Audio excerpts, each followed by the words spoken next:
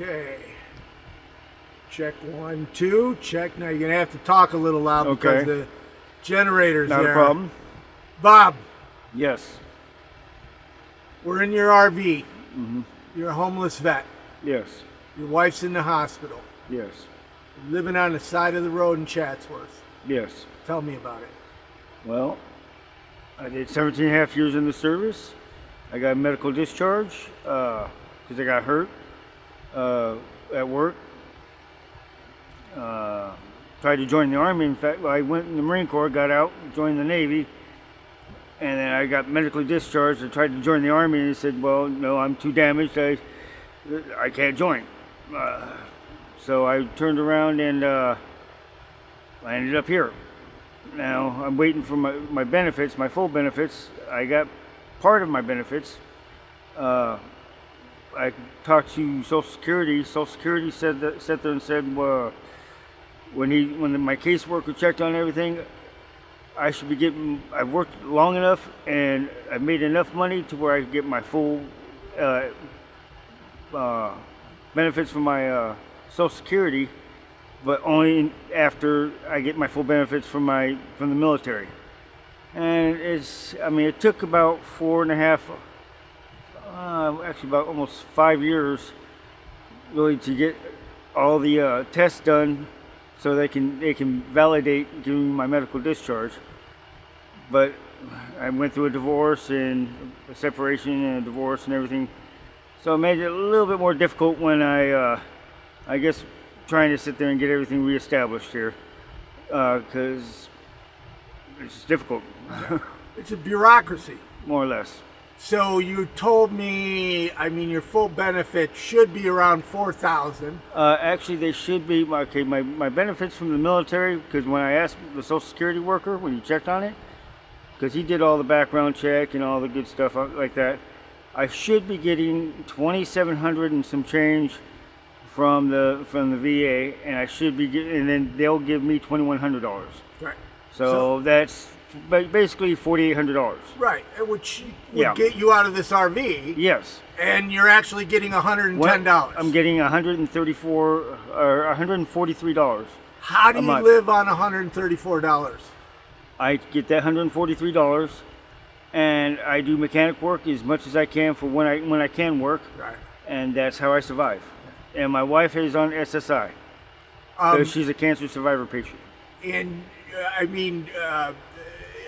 you're pretty well known in this area. I'm known throughout the whole valley, actually. Yeah, you fix on people's cars. That's what I do when I can. So people are going to ask, why not get a job as a mechanic? Because I can't work every day. There's some days where I can't work. Because of your health. Because of my health. Because, right. When my chest is hurting too much, I can't do it. Yeah. So you're forcing yourself to work now and then because you can't live off $134. No, you can't. Nobody can live off $143. Hell, nowadays you can't even. $143 will pay for a couple of dinners. Right. If you ever been to Burger King, McDonald's, something like that, just for a couple, you're looking at $20, $30 just for one night. Oh yeah. For one meal. Right.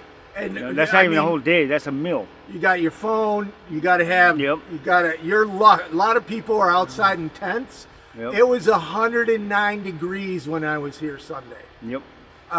Today is a little cooler, but it's still almost 100. Yep. So that generator you're hearing, it's got fans going. Got fans and my AC going. Yeah.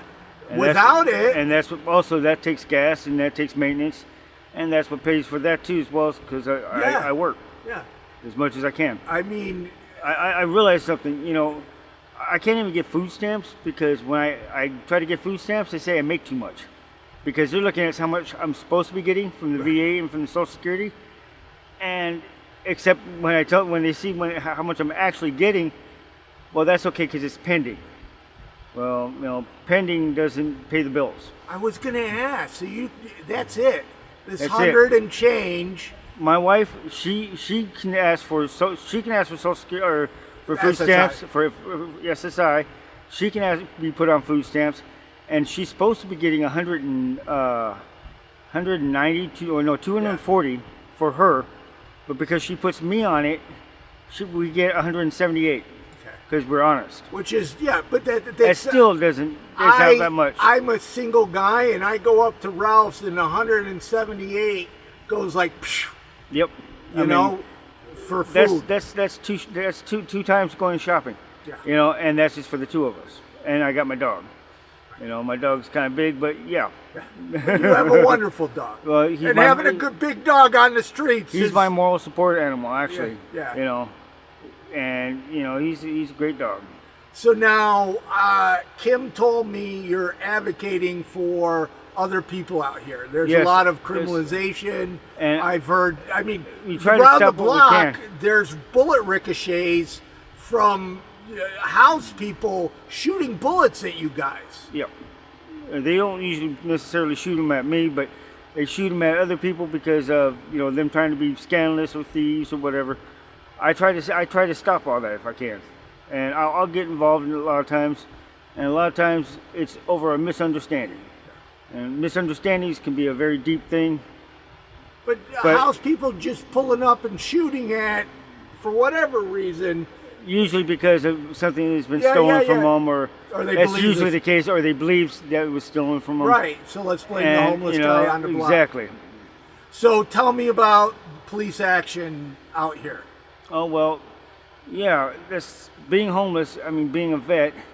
The first time that I had contact with the police over here, my wife was saying, yeah, he's a vet, he's a decorated vet, why are you messing with us?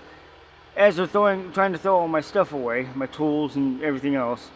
I mean, within the last, I'd say at least last 5 years, they probably threw away about roughly over about $22,000 worth of tools. I mean, that's a lot of tools to be thrown away.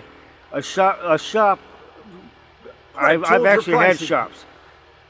Just for shop tools, for a small shop, $10,000 will easily cover a toolbox. Well, you know what? I've gone through 2 shop boxes worth just of them throwing it away.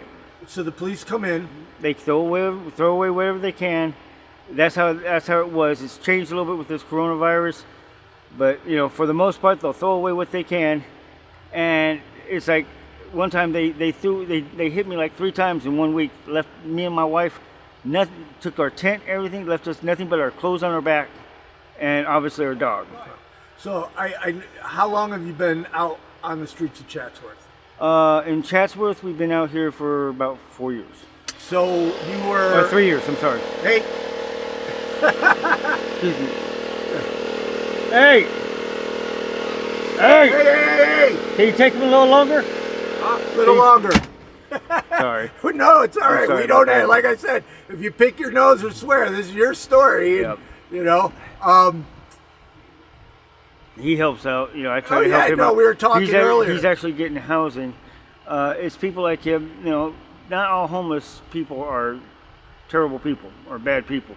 Yeah. I've helped people that some people would say, "Oh, well, why are you helping him? He's this or he's that."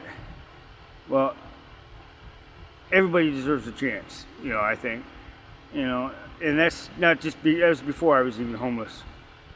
But being homeless, I really see how, people will they'll put a jacket on you that doesn't fit. Everybody's judgmental. They don't look at behind the scenes that person's life, their childhood or whatever that they've lived through. And what's actually funny is I don't steal things. I obviously work very hard for everything I've gotten, but what makes me laugh is I've had people that have houses come over and steal from me. Oh my gosh. And when I bring it up to them, "Oh, well, you just stole that anyway." No, actually, I can show that I paid for that. Oh my gosh, so house people stole it, and then they try to justify it because you're homeless. Yep. And they said, gosh. So anyways, this RV is kind of new, I guess. It's a 2000. Well, but new to you because you were out here in tents. Yes, I was in a tent 3 years ago. I was in a tent. Okay, and you and your wife, your new wife, were in a tent. We turned around. I worked. I hustled. I got a small RV. Saved up a little bit, and then we got this. Yeah, and so the cops took your tent and everything a bunch of times? Several times, actually. Within the past 10 years, on and off, we've had an apartment for out of those 10 years, 2 years. I'd say we had an apartment.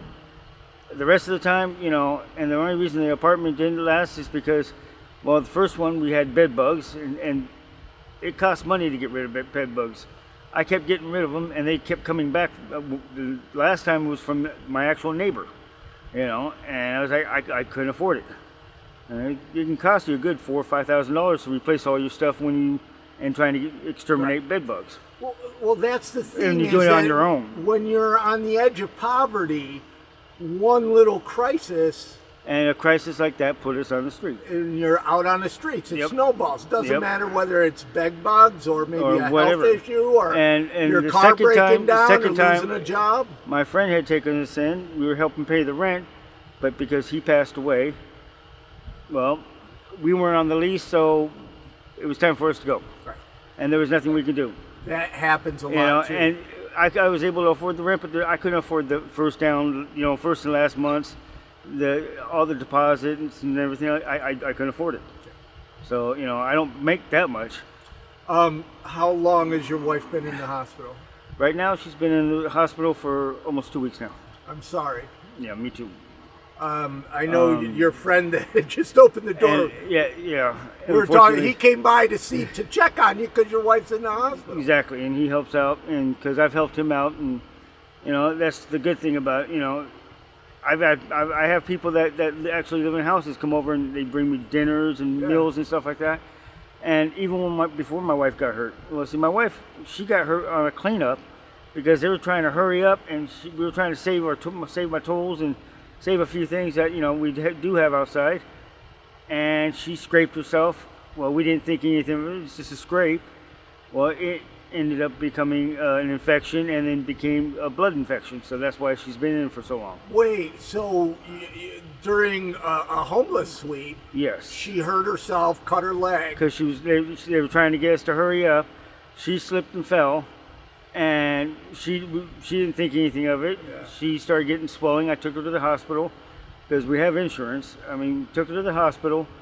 They gave her some water pills at first, and that didn't work. We gave it more than a good chance, 3 weeks or 4 weeks, and then she was complaining how her leg was really hurting, and she was swelling up. It looked like she gained a lot of weight. Blood infection is serious. Yeah, and then she turned around, took her to another hospital. Couldn't find out what she had was an infection. They gave her some antibiotics. The swelling went down, but the one leg was still bothering her.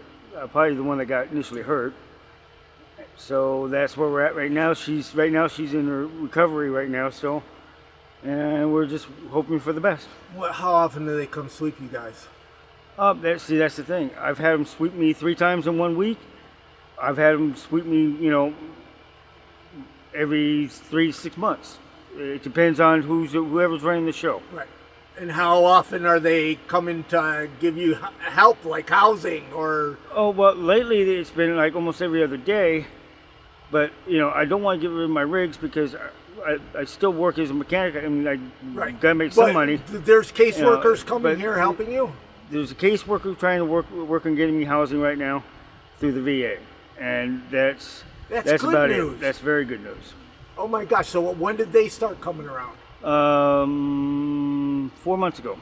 Okay, but it's been 4 months. But the 10 years that I've been out here. Right, yeah, 10 years you've been out here, 4 months you've been waiting. Yeah. I've heard this story from vets, from everybody, the bureaucracy. So basically, you're on a waiting list. I'm on a waiting list. I've been on the waiting list before for like 3 years. And the advocate that was with me, he was actually getting depressed because we got excited. There was one apartment that we were possibly going to get, all up until we looked at it, we seen it. Okay, we're going to check it out. Well, it had furniture in it, so what's the deal? What's going on with the apartment? Oh well, hold on a minute. The guy goes, hey, did such and such? Did he die? I'm like, no. Oh wait, this one's not going to be open now. Oh my God, he's still alive. I have when you hear that, that's a little depressing. Oh yeah, very much. I have a homeless friend. She was just housed, but they led her on for years, and she'd get excited. She'd buy a shower curtain, and then it would fall through. Yep. And it's no wonder people give up. Yeah, well, we didn't give up. We tried to make things better for us, and if nothing else, maybe help other people in the process while we're doing it. Yeah. You know, because and there's a lot of people out here. You know, when they're promised something, they're expecting that. Right. And when they don't get it, I mean, we've had a lot of them, die. A lot of them it's not coronavirus, committing suicide and depression and everything else. That's what really happens to people out here sometimes. When the cops come over and give us such a hard time, the depression that leads on, and you get these rich people. Okay, I understand they have a business and whatnot, but you're gonna somebody that's not bothering anybody, minding their own business, and you're gonna harass them because what? You have a house and they don't, and you got no place else. You have no other place to go. And it's not like we're going over there, trying to rob every place around here. There's cameras all throughout this whole street. They know exactly what we do. And, they're not arresting us or nothing like that because we're doing something wrong. But they get other police officers over here, start trying to, do cleanups and throw all our stuff away because, well, they ain't got nothing better to do, except they're beneath us. Well, I was never like that even when I had money, but not having money, you really see the opposite side of it, and that's kind of depressing how some people can be. It is. It very much is. You seem to handle it well. I try because, I try to be understanding because I know their side, but I'm living the other side, because I was never like that. If I seen somebody homeless, I'd give them a couple bucks and say, hey, get you something to drink or, whatever. Here you go. Now that I am homeless, I don't go over and beg and ask for money. I try to work. I try to hustle. When I say hustle, I'm not trying to rip somebody off.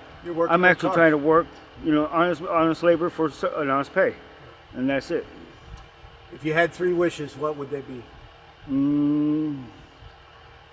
I would wish there to be no more homelessness, and I would wish that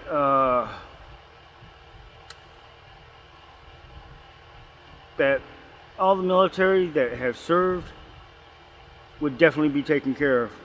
It shouldn't matter what color, race, sex, or anything else. If they served and they got an honorable discharge, they should be taken care of.